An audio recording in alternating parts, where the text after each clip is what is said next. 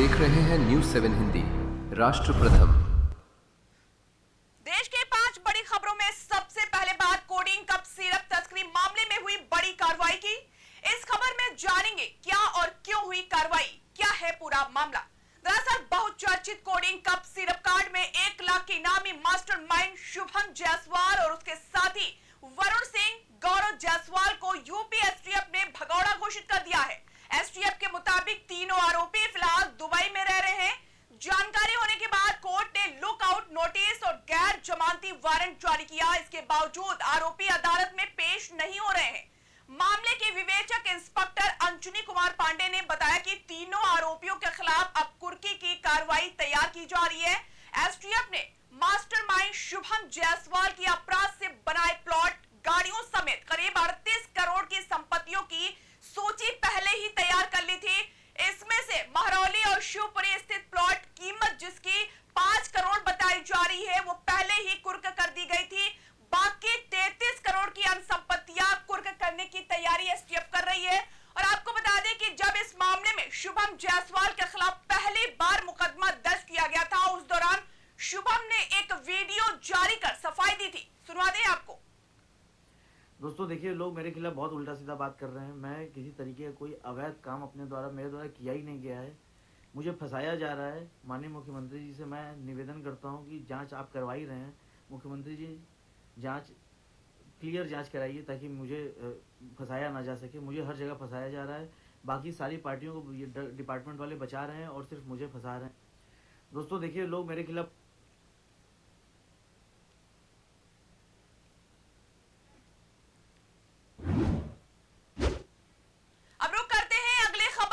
जिसमें राज्यसभा में विपक्ष के मल्लिकार्जुन खड़गे के खिलाफ विशेषाधिकार हनन का नोटिस दिया गया है। आखिर किसके द्वारा और क्यों दी गई नोटिस, जानेंगे इस खबर में। प्रधानमंत्री नरेंद्र मोदी के बारे में कथित तौर पर आपत्तिजनक टिप्पणी करने के आरोप में बीजेपी के 6 सांसदों ने राज्यसभा में विपक्ष के मल्लिकार्जुन खड़गे के खिलाफ विशेषाधिकार हनन का नोटिस दिया है। सांसदों का आरोप है कि खड़गे की टिप्पणी सदन की गरिमा और संसदीय परंपराओं के अनुरूप नहीं है। बीजेपी सांसदों ने राज्यसभा के सभापति से मामले का संज्ञान लेते हुए मल्लिकार्जुन खड़गे के खिलाफ विशेषाधिकार हनन की कार्रवाई शुरू करने की मांग की है। राज्यसभा के सभापति सीपी राधाकृष्ण ने मल्लिकार्जुन खड़गे के खिलाफ दायर विशेषाधिकार हनन नोटिस को जांच के लिए विशेषाधिकार समिति के पास भेज दिया है। अब समिति मामले की जांच कर अपनी रिपोर्ट तैयार करेगी और इसके बाद रिपोर्ट के आधार पर आगे की कार्रवाई का फैसला लिया जाएगा। बीजेपी के 6 सांसदों ब्रजलाल, मिथिलेश कुमार, सुमित्रा वाल्मीकि, शिवेश कुमार, डॉक्टर सिकंदर कुमार और नागेश राय द्वारा संयुक्त रूप से खड़गे के खिलाफ विशेषाधिकार हनन का नोटिस दिया गया है। सांसदों का आरोप है कि प्रधानमंत्री नरेंद्र मोदी के खिलाफ ये जानबूझकर बेहद ही अपमानजनक एवं असम्मानजनक टिप्पणियां की गई हैं। दरअसल 22 अप्रैल को चेन्नई में आयोजित एक प्रेस कॉन्फ्रेंस के दौरान कांग्रेस अध्यक्ष मल्लिकार्जुन खड़गे ने एआईएडीएमके बीजेपी गठबंधन पर निशाना साधते हुए कथित तौर पर प्रधानमंत्री नरेंद्र मोदी के लिए आतंकवादी शब्द का इस्तेमाल किया था। और इस बयान के बाद सियासी घमासान शुरू हो गया और बीजेपी ने इसे प्रधानमंत्री के पद और संसद की गरिमा का अपमान बताते हुए कड़ा विरोध जताया। अब इसी कथित टिप्पणी के आधार बनाकर खड़गे के खिलाफ मामला भेजा गया है, जहां इसकी जांच की जाएगी।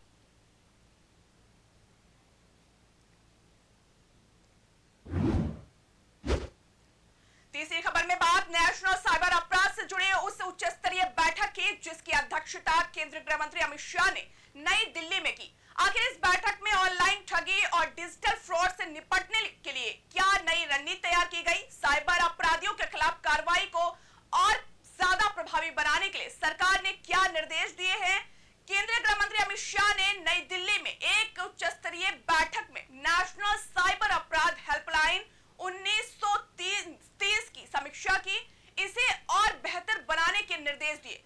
बैठक में नागरिकों को साइबर अपराधों, विशेषकर साइबर वित्तीय धोखाधड़ी से त्वरित राहत प्रदान करने के लिए स्थापित विभिन्न नागरिक केंद्रित व्यवस्थाओं की भी समीक्षा की गई। अमित शाह ने कहा कि राष्ट्रीय साइबर अपराध हेल्पलाइन 1930 नागरिकों को साइबर अपराधों विशेषकर वित्तीय साइबर धोखाधड़ी के मामलों की सरल एवं त्वरित शिकायत दर्ज कराने के लिए एक महत्वपूर्ण मंच के रूप में उभरी है। उन्होंने इस बात पर विशेष बल दिया कि हेल्पलाइन पर सहायता के लिए संपर्क करने वाले प्रत्येक नागरिक को समयबद्ध सहायता उपलब्ध हो और कोई भी शिकायत अनदेखी या लंबित न रहे। केंद्रीय गृह मंत्री अमित शाह ने 1930 हेल्पलाइन प्रणाली का व्यापक आधुनिकीकरण किया जाए और आर्टिफिशियल इंटेलिजेंस सहित उन्नत प्रौद्योगिकियों का उपयोग करते हुए इसकी कार्य क्षमता, त्वरित प्रक्रिया क्षमता तथा सेवा प्रदान करने के बेहतर बनाया जाए।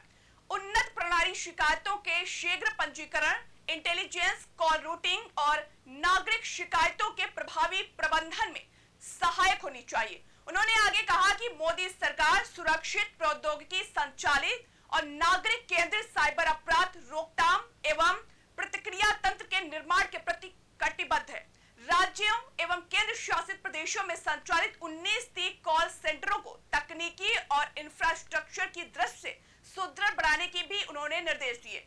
बता दें, गृह मंत्रालय इन कॉल सेंटरों की हार्डवेयर एवं तकनीकी उन्नयन के लिए आवश्यक सहयोग प्रदान करेगा, जबकि राज्यों एवं केंद्र शासित प्रदेशों से इन केंद्रों पर पर्याप्त मानव संसाधन उपलब्ध कराने का अनुरोध किया जाएगा ताकि प्रत्येक शिकायत का समयबद्ध निस्तारण सुनिश्चित किया जा सके। उन्होंने आगे यह भी निर्देश दिए कि सभी राज्य स्तरीय 1930 कॉल सेंटरों को सुदृढ़ इंटरैक्टिंग वॉइस रिस्पांस प्रणाली से अपग्रेड किया जाए, जिससे कॉलों का प्रभावी प्रबंधन एवं उचित स्तर पर निर्बाध अग्रेषण सुनिश्चित किया जा सके। दरअसल केंद्रीय गृह मंत्री ने उल्लेख किया कि गृह मंत्रालय ने जनवरी 2026 में साइबर वित्तीय धोखाधड़ी के मामले के त्वरित निस्तारण के लिए एक मानक संचालन प्रक्रिया जारी की थी। ये एसओपी बैंकों, वित्तीय संस्थाओं, कानून परिवर्तन एजेंसियों तथा अन्य संबंधित हितधारकों के बीच समन्वित कार्रवाई सुनिश्चित करती है ताकि बैंकिंग प्रणाली में रोकी गई धनराशि को पीड़ित नागरिकों को शीघ्र लौटाया जा सके।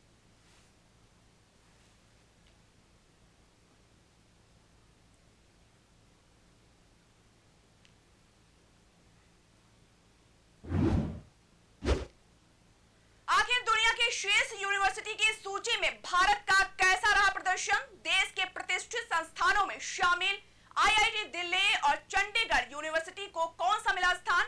इन सभी सवालों के जवाब देंगे इस खबर में, जहां जानेंगे वैश्विक रैंकिंग में भारतीय उच्च शिक्षा संस्थानों की उपलब्धियों और उनकी नई स्थिति के बारे में।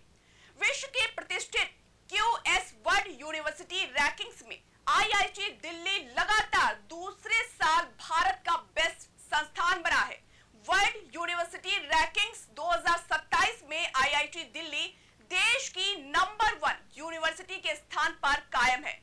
दुनिया भर की यूनिवर्सिटीज की बात करें तो ये 118वें पायदान पर है। इंस्टीट्यूट ने अपनी ग्लोबल रैंकिंग में सुधार करते हुए पिछले साल के 130वें स्थान में से 118वें स्थान पर जगह बनाई है। वहीं आईआईटी बॉम्बे की अगर बात करें, जो पहले देश की रैंकिंग में टॉप पर था, 129वें से 134वें स्थान पर खिसक गया है। इससे पहले साल यानी 11 स्थान नीचे गया था। और आपको बता दें कि क्यूएस दुनिया भर में हायर एजुकेशन सेंटर को सर्विस, एनालिटिक्स और जानकारी देने वाली एक प्रमुख कंपनी है। क्यूएस वर्ल्ड यूनिवर्सिटी रैंकिंग की शुरुआत 2004 में हुई थी और यह विश्वविद्यालयों के प्रदर्शन की तुलना करने वाली दुनिया की सबसे ज्यादा देखी जाने वाली रैंकिंग है। खास बात यह है कि भारतीय यूनिवर्सिटीज में से 26 ने अपनी रैंकिंग में सुधार किया। आईआईटी दिल्ली की बेहतर ग्लोबल रैंकिंग में अहम भूमिका निभाने वाले परफॉर्म्स इंडिकेओ में से एम्प्लॉयर्स रेवोल्यूशन में 11 स्थानों का उछालाया है और ये 39 स्थान पर पहुंच गया है। एम्प्लॉयमेंट आउटकास्ट यानी कि रोजगार के नतीजे कैटेगरी में संस्थान ने 60 स्थानों की बढ़त हासिल की है। आईआईटी मद्रास 117वें नंबर पर है। आईआईटी खड़गपुर की अगर बात करें तो 205 नंबर पर है। आईआईटी कानपुर 221। दिल्ली यूनिवर्सिटी की रैंकिंग में सुधार हुआ और ये 322वें स्थान पर आ गई, जबकि जामिया मिलिया इस्लामिया ने भी शानदार प्रदर्शन करते हुए 761 से 770 बैंड से छलांग लगाया। और आपको बता दें, कुल 18 भारतीय यूनिवर्सिटी हासिल की है, जिनमें Jamia Millia Islamia, Jawaharlal Nehru universities, BITS Pilani, VIT Chandigarh university और शूलनी यूनिवर्सिटी भी इसमें शामिल है। अब आखिरी खबर मिजोरम की इकलौती राज्यसभा सीट के लिए चुनावी दिलचस्प मुकाबले की। जानेंगे आखिर बीजेपी और कांग्रेस के वोटिंग से दूर रहने के फैसले ने सियासी समीकरणों को कैसे बदल दिया और अब सत्तारूढ़ ZPM और विपक्षी MNF के बीच सीधी टक्कर में किसकी रणनीति पड़ेगी भारी। मिजोरम की इकलौती राज्यसभा सीट के लिए चुनावी मुकाबला बेहद ही दिलचस्प हो गया है और आज हो रहे इस चुनाव से पहले भारतीय जनता पार्टी और कांग्रेस ने बड़ा फैसला लेते हुए मतदान प्रक्रिया से खुद को अलग कर लिया है और दोनों राष्ट्रीय दलों के इस रुख के बाद अब मुख्य मुकाबला सत्तारूढ़ जोरम पीपल्स मूवमेंट और मुख्य विपक्षी दल मिजो नेशनल फ्रंट के बीच सिमट गया है। सत्तारूढ़ मिजोरम पीपल्स मूवमेंट ने इस सीट के लिए पार्टी प्रवक्ता के लालत अंगकिमिवा को अपना उम्मीदवार बनाया है। वहीं मुख्य विपक्षी पार्टी मिजो नेशनल फ्रंट ने पेशे से वकील और लेखक जोथान संगी हमार को चुनावी मैदान में उतारा है। 40 सीटों वाली मिजोरम विधानसभा में समीकरण की बात करें तो बीजेपी के पास 2 और कांग्रेस के पास सिर्फ 1 विधायक है और दोनों ही पार्टियों ने बुधवार को आधिकारिक बयान जारी कर वोटिंग का हिस्सा न बनने की पुष्टि की। प्रदेश बीजेपी नेताओं के मुताबिक पार्टी के राष्ट्रीय नेतृत्व के निर्देश पर यह फैसला लिया गया है। मिजोरम बीजेपी के अध्यक्ष के बिछुआ और के हॉमे पार्टी के वही मिजोरम प्रदेश कांग्रेस कमेटी की राजनीतिक मामलों की समिति में भी वोट न डालने का ऐलान किया गया। बुधवार को जारी एक बयान में कांग्रेस ने बताया कि उन्हें MNF की तरफ से समर्थन के लिए एक औपचारिक अनुरोध मिला था। हालांकि कांग्रेस समिति ने यह निष्कर्ष निकाला कि MNF या सत्तारूढ़ ZPM में से किसी को भी समर्थन देने का मतलब अप्रत्यक्ष रूप से बीजेपी को समर्थन देना होगा, क्योंकि इन दोनों ही क्षेत्रीय दलों के NDA के साथ राजनीतिक संबंध है। चुनाव से ठीक पहले मंगलवार को उस वक्त एक नया विवाद खड़ा हो गया जब ZPM के उम्मीदवार के का एक बयान सामने आया। एक इंटरव्यू में उन्होंने कथित तौर पर कहा कि अगर ZPM का कोई भी विधायक क्रॉस वोटिंग करता है तो उसे अमान्य माना जाएगा और उनके इस बयान ने चुनाव से ऐन पहले सियासी सरगर्मी बढ़ा दी। विधानसभा सचिवालय के अतिरिक्त सचिव लाल थमवांगिया ने बताया कि विधायकों को सुबह 9 बजे से शाम 4 बजे तक मतदान की अनुमति दी गई है और मतगणना शाम 5 बजे तक शुरू हो गई। उन्होंने कहा कि मतदान के लिए सभी तैयारियां और सुरक्षा इंतजाम पूरे कर लिए गए हैं। मतों की गिनती विधानसभा भवन में होगी। मिजोरम की 40 सदस्यीय विधानसभा में ZPM के 27, MNF के 10, भाजपा के 2 और कांग्रेस का 1 विधायक है। चुने हुए इंग्रेडिएंट्स और फाइनेस्ट ग्रेडिंग से बनते हैं लाजवाब टेस्टी मसाले, राजेश मसाले। क्या चटपटा है राजेश मसाला, ट्राई करिए। अच्छा, राजेश मसाले।